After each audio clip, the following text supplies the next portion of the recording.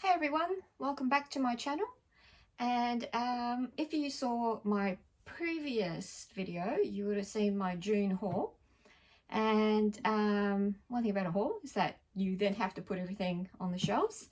So there's a bit of rearranging happening, and while that was happening, I had a bit of a look at my collection, and I noticed the 1500s piece puzzles. Now, there's something a bit odd about 1500s. You get your 500s and you get your 1000s, which are the most popular, and you get 2000, 3000, 4000s as you go up. But there's this peculiar step between 1000 and 2000 is the 1500. Now, one thing I've noticed is that I do have quite a few 2000 and a few higher up puzzles that I haven't done in my collection, and I've kind of sort of been putting them off not because they're terribly difficult, but it's I guess it's the logistics of it, of doing a larger puzzle, especially when you live in a small home with limited space. But there's also a little bit of a mental block, I guess you could say, of like, oh, I'm going to be stepping, I'm going to be double what I'm doing. And of course, you know, with jigsaw puzzles, you're not really doubling, it's exponential from 1000 to 2000.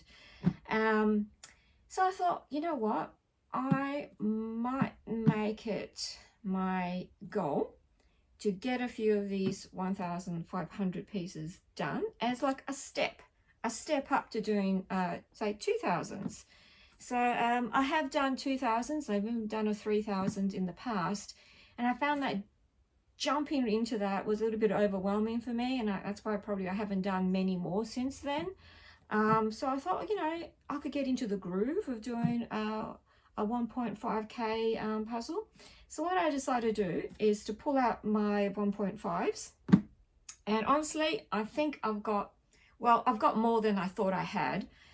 Which kind of surprised me. And there's from various brands, but there's a few brands there's more than others. So I thought I'll share them with you, and then I will decide which ones I'm going to do in the next couple of weeks, and I'll be back and just give you my thoughts on doing them. So yeah, let's get started and having a look to see what I've got in my collection.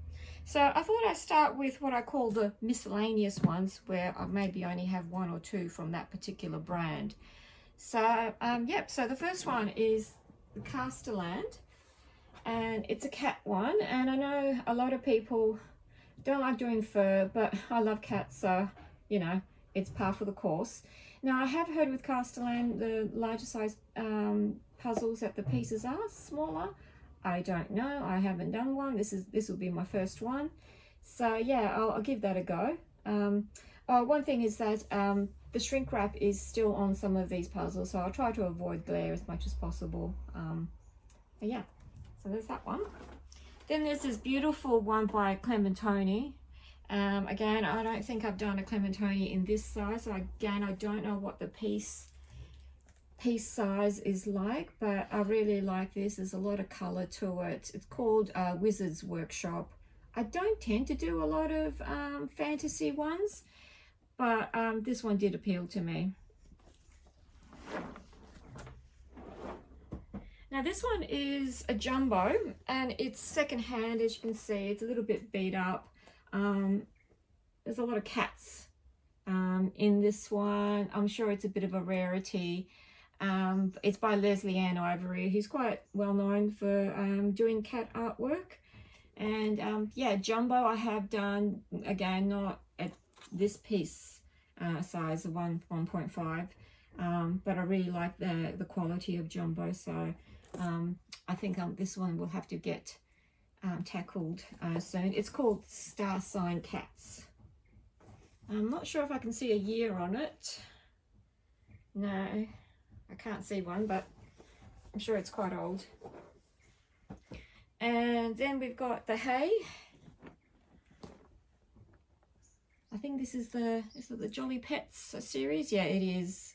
It's called Necessity Cat, and it's by Dean Russo, who does like this pop art style, which I absolutely love. but doing them as puzzles is very challenging.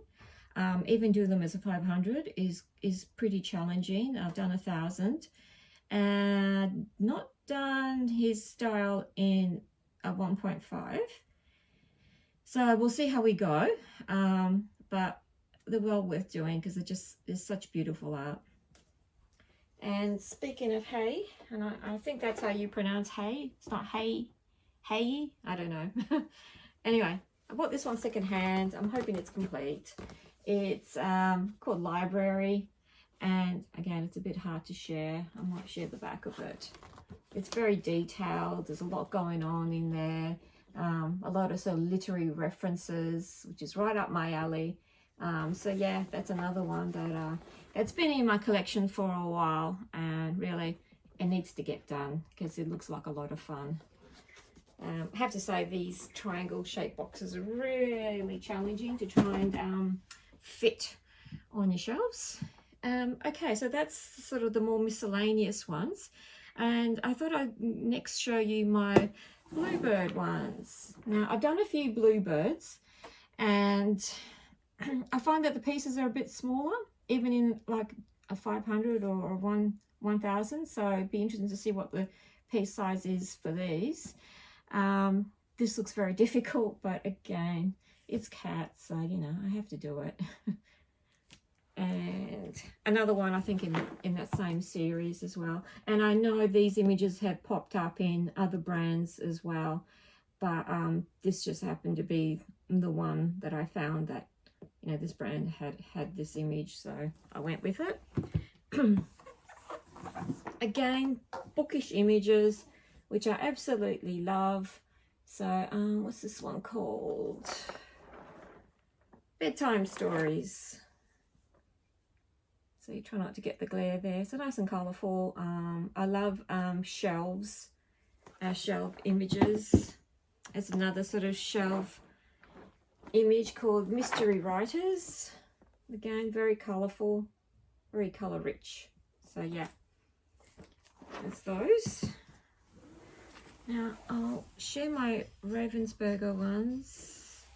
Again, this is going to be hard. I think this comes in a 2,000, but the one I happened to find was this 1,500. It's called One Dot at a Time by Elspeth McLean, and oh my goodness, look at that. It's beautiful, but I heard that this is actually quite hard, so we'll see. Over there. Now, Colin Thompson, speaking of hard. Yeah, very, very busy, a lot going on here. This one's called, where is it? Cling Clang Clatter. Now, I know I've had this in my collection a long time, and I'm probably well overdue to get it done. So yeah, I think that's going to be one that I'll be peering at closely. And this one is absolutely beautiful. Of course, it's called The Grand Library, and of course it's by Amy Stewart. I've got quite a few by her that I have, you know, the shelf theme ones, and for some reason this one that came as a 1.5. But yeah, this is absolutely beautiful, what you expect from Amy Stewart. And so can you see a theme here? Another bookish one called Wordsmith's Bookshop. I do like library and bookshop images as well. So there's that one. And this one, this is by Christian Lesson, and it's called Sunrise. Oh, hang on. Sunrise in Paradise. I think it's supposed to say paradise, but it says paradise on here. Yeah, that's beautiful. The colors really appeal to me. Of course, that sort of orange red sunset in the middle, and then all those purples. There is quite a lot of darkness to it, so that will be challenging. But yeah, I think this one will be really nice to do. And finally, in this collection, Gnome Grown by Zoe Sadler. I really love Zoe Sadler's style. And let's see if I can get a proper shot of that. And yeah, it's busy. There's a lot going on here. But yeah, I just love her style. It's this kind of like a quirkiness, I guess you could say. So yeah, that is my Ravensburger. Now, I've got this huge pile here next to me, and this is all Buffalo Games. So yeah, let's get cracking. This first one is really beautiful. I don't know if I can capture it in here, but it has this sort of glitter gold highlights on the box, at least. I'm assuming it's in the actual puzzle pieces. I don't know. I guess I'll find out when I open it, but I really like the colors of this one. So I think that's going to be high on the list of wanting to do. I think it's called Written in the Stars. Yeah, that one's beautiful. Sort of with the same vein, sort of like a person camping below, and a lot of sky and colour here. So yeah, Moon Cycle is what this one's called. Then a slight change of pace. As you know, I do like Lisa Parker, as I bought that 9,000 trefoil puzzle, and you will see in my previous video. This image was amongst it, but I got this first, and quite some time ago. I just love the image with the Siamese cat, and it's got like a magical sort of fantasy theme to it, and yeah, it's quite beautiful. And villains, and I think I mentioned in my previous video how much I love Disney villains because they're more interesting than the princesses. So if there's going to be a villain, a villainous kind of you know, puzzle to do, you know, to get, I'll get it. Oh, actually, I made a bit of a mistake. That one's actually by Seaco, not Buffalo, and this one's by Seaco. I still don't know how to say it. Anyway, sorry. They've got very similar boxes, very same size, and even using the same sort of colouring. But anyway, yeah, that one might be a bit tricky. Again, 2 more Seacos, and I think Seaco does a lot of Disney villains. Maybe have the licensing in the US, I don't know, but they're the ones that tend to come out with the Disney villains that I'm able to grab. So yeah, there's another one, and one more. There we go. There is another one by Seaco, a villainous one that's on my wish list. I'm just waiting for the price to come down, hopefully. Seaco's not very easy to find here in Australia, so I just have to buy it from overseas and get it that way. Now, going back to Buffalo, sorry about the mix-up. So another thing that I absolutely love is jellyfish and octopus and squid. For some reason, I don't know, they're kind of freaky looking, and that appeals to me. This is very colourful, and it really appeals to me. There's a bit of, you know, dark blue bits and stuff, but I think that's still going to be doable. And finally, Josie Lewis by Buffalo Games, and this is, yeah, sort of like a hexagon. What is it called? Probably hexagon something or other. I can't see it, can't see what it's called, but yeah, they're sort of hexagon shapes, and really when you look at it, it kind of looks like a sort of sequence, sort of, you know, look about it. Not quite a gradient, but you know, there's different swatches of color everywhere. So I think this will be quite a lot of fun to do as a larger puzzle. So yeah, so that is my 1,500 collection. Yeah, we'll pick ones. I pick a few. I'm not going to try and get them all done in the next week or two. I don't think I'll manage it. Yeah, I will share what I thought about it. I will try and perhaps do a puzzle, at least one puzzle from each brand that I've got, that I've just showed you.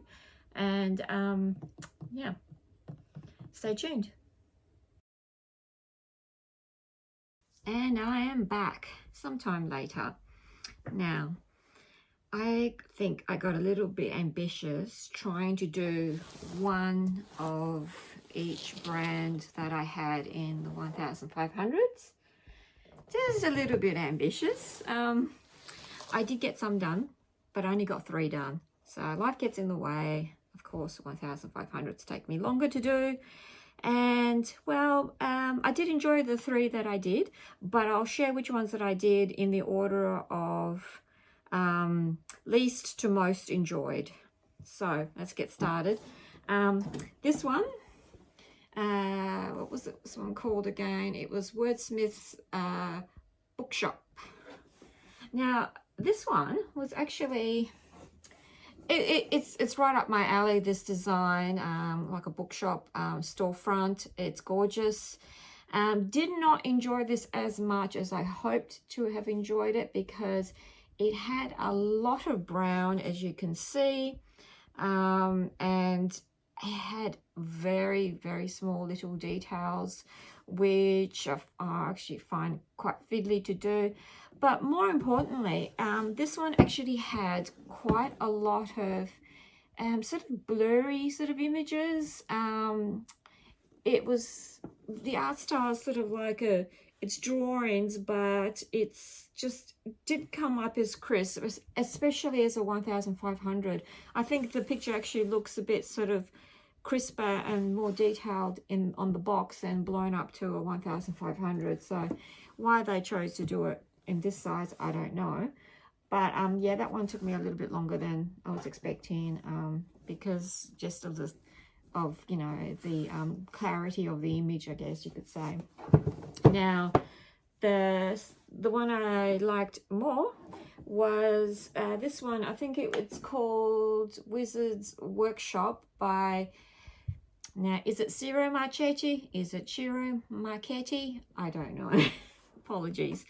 But anyway, yeah, very typical of his style. A lot of really bright, vivid colors. But this one's quite tricky because there's a lot of very sort of color saturated areas, but then there's all this sort of darkness around the side. So obviously I kind of sort of, maybe you could say I'll work from the inside out getting this done, but I really enjoyed it. The quality was beautiful, had a very much like a linen kind of feel to the pieces, and they were not too glossy. So I actually thought that the pieces felt better to do, especially in this size, than even the Ravensburger, which is quite surprising. I mean, Clementonia, a gorgeous brand, but you know, sort of Ravensburger is like the best. But I don't know, in this case I just found this one really nice quality to do. Now, the one that I really enjoyed doing was this one. It's Written in the Stars. So that ended up being my favorite. Now, at the beginning of this video, I sort of mentioned how this had like a gold sort of glittery sort of parts to it. And I was wondering, is that just for the box or is it on the pieces? But it turned out that yes, it was indeed in the pieces.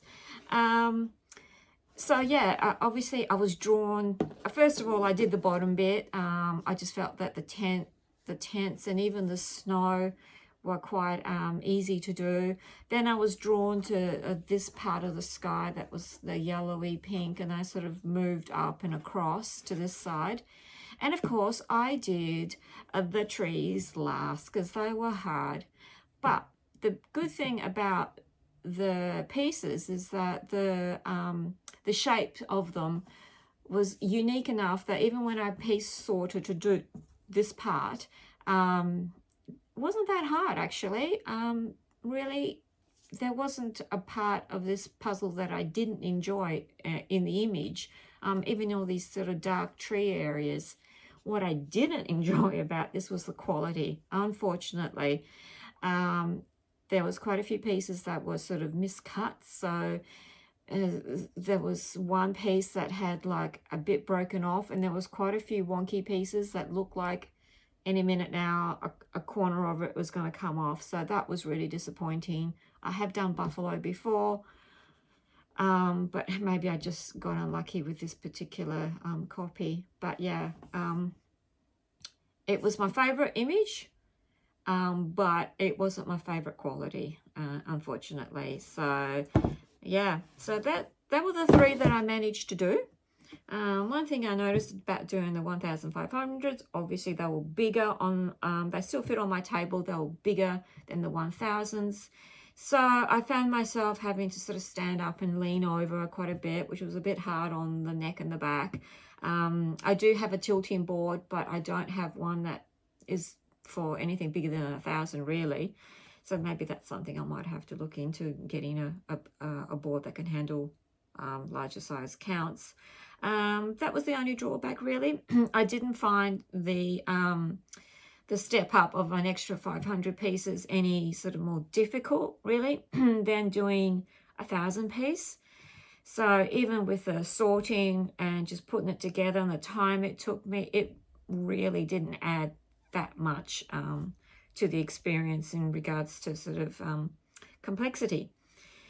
But do I think that 1500s are the gateway to doing larger piece counts?